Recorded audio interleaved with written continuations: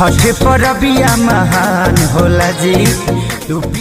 Hello दोस्तों, आज मैं ऐसे स्टार्स के बारे में आपको बताने जा रहा हूं जिनके एक दो नहीं बल्कि तीन तीन गाने वो भी यूट्यूब के म्यूजिक सेक्शन में ट्रेंडिंग कर रहे हैं। चलिए वीडियो को डिटेल्स में बताने से पहले मैं आपसे रिक्वेस्ट करता हूं कि अगर आप मेरे चैनल फैक्टो वेद में नए हैं तो मेरे चैनल को सब्सक्राइब करना ना भूलें, साथ ही साथ मेरे वीडियो को लाइक करना ना भूलें।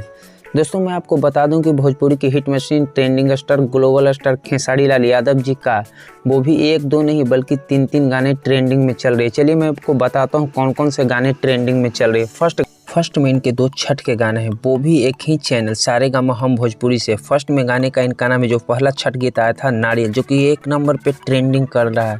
साथ ही साथ मैं आपको बता दूं कि इनके दूसरे गाने वो भी छठ का है, महिमा महान, वो भी 19 नंबर पे यूट्यूब के म्यूजिक सेक्शन में ट्रेंडिंग कर रहा है दोस्तों।